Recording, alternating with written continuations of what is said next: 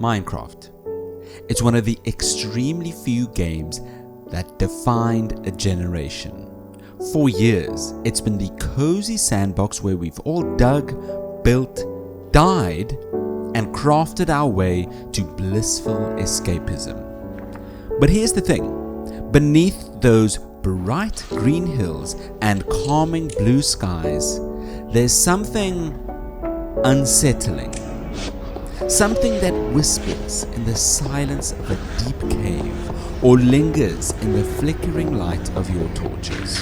What if I told you Minecraft might actually be lying to you?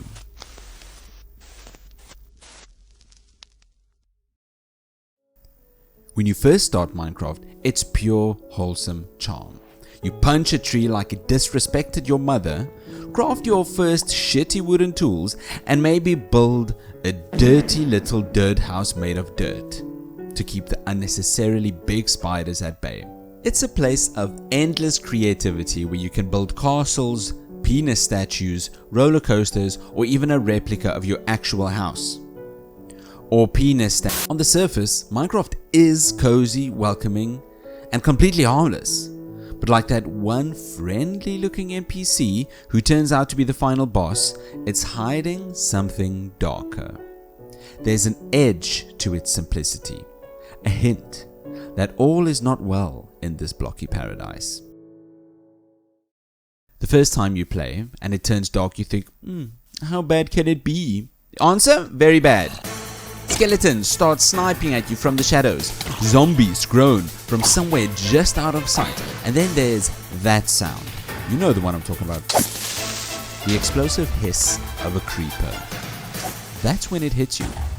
Minecraft can be fucking terrifying.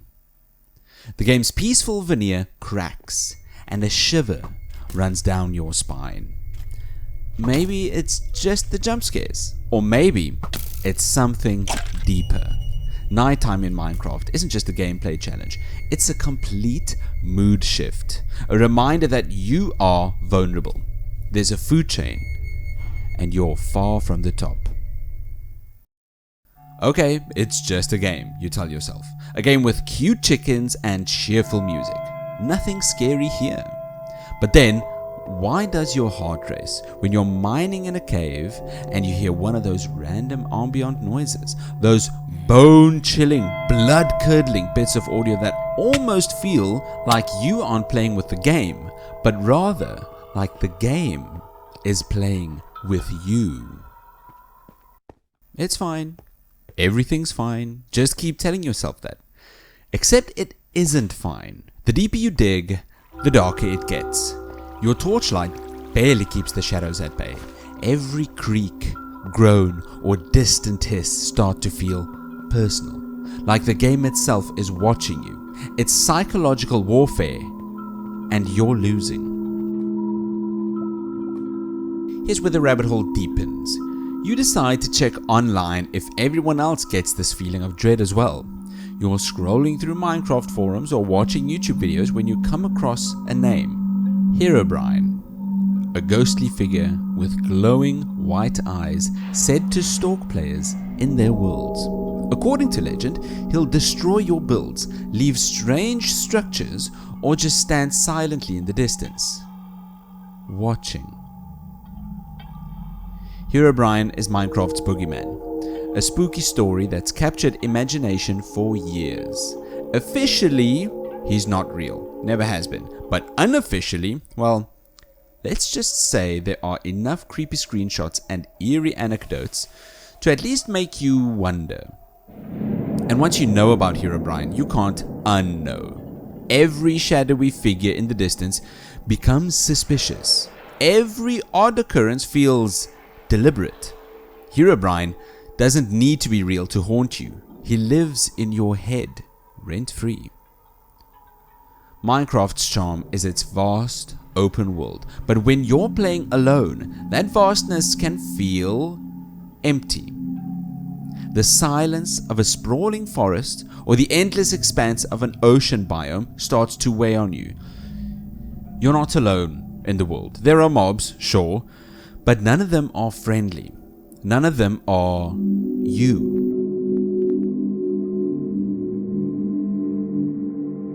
Sometimes the loneliness can be the scariest part. The game's minimalist design amplifies this. There are no bustling towns or chatty NPCs, unless you count the villagers. It's just you, your blocks, and the crushing existential dread of being utterly alone. Sure, you can build a bustling village of your own, but does it count if every inhabitant is a automation? There just has to be something more to this. The best-selling game of all time can't be this empty.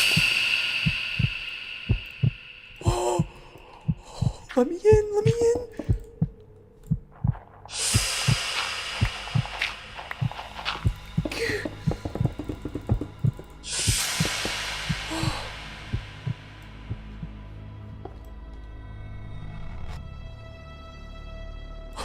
Oh my god. Wait, is it breaking blocks? Have you ever felt like something was watching you? Maybe it's the way your torches flicker in a cave, or how you'll catch movement out of the corner of your eye. It's probably nothing. The game is full of moments that mess with your head. Random cave sounds, footsteps that don't belong to you, glitches that make you swear you saw something, someone standing there. It's enough to make even the bravest miner start double checking their surroundings. You start to realize the scariest part isn't what's there, it's what could be there. And then there are the dimensions. The Nether is a fiery, lava-soaked hellscape, complete with screaming ghasts and an oppressive crimson atmosphere, just like, hell. It's the kind of place that makes you wish you'd stayed in your dirty dirt house made of dirt. But the end, that's where things get truly alien. The void-like expanse, the eerie endermen who freeze when you look at them, and that unsettling feeling that this place isn't meant for you. It's not just creepy, it's existentially terrifying. The end isn't trying to scare you with cheap tricks. It's reminding you how small and insignificant you are. Where the Nether is actively trying to kill you, the end doesn't even notice you're there. On the complete opposite end of something alien would be something familiar. And what could be more familiar than yourself? If you've played Minecraft, there's a large possibility you've at least seen the main player character, Steve. It's no coincidence that Herobrine was created to look exactly like the player character. Whether he's real or not, his legend taps into something primal, the fear of being watched, stalked, and hunted. And this is amplified by the fact that whatever this creature is could be here to replace you. Even if Herobrine isn't real, the game has a way of making you believe that he could be. That's the genius of it. Minecraft's simplicity leaves room for your imagination to run wild, and your imagination is often scarier than anything Mojang could code. Herobrine becomes the embodiment of all those unanswered questions, all those times you felt like the game was one step ahead of you. Once you embrace Minecraft's unsettling side, you realize it's part of what makes the game so brilliant. The creepy moments aren't flaws, they're features. They add depth and contrast, making the peaceful moments feel even more rewarding. After a while, you learn to live with Minecraft's eerie side. The random noises, the creepy legends, the oppressive dimensions, they become part of the charm. You stop seeing them as threats and start appreciating them as reminders that even a simple game can evoke complex emotions. Fear turns into fascination, and the uncanny becomes oddly comforting. Minecraft is many things: a sandbox, a survival game, a creative outlet, but it's also a masterclass in psychological horror. It doesn't rely on gore or jump scares. It gets under your skin in subtle, clever ways, proving that sometimes the scariest monsters are the ones you create in your mind or in a 4chan thread. When you think about it, the horror elements make Minecraft even more universal. Fear is a fundamental human experience, and Minecraft taps into that with surprising precision. It's a game where you can feel awe, joy, and terror all in the same play session. That's a rare achievement. So is Minecraft secretly a horror game? Maybe, or maybe it's just a game that reflects our own fears and anxieties back at us. Either way, the next time you're mining in a cave and hear that creepy ambient noise, remember, it's okay to be scared. Just don't forget to place a torch. Whoa, hey, that's a nice and creepy video. Not gonna lie, super fun to make. I've been wanting to talk about Minecraft and the creepy, scary stuff that you can find in there for the longest time. So I'm glad I could finally put this video together.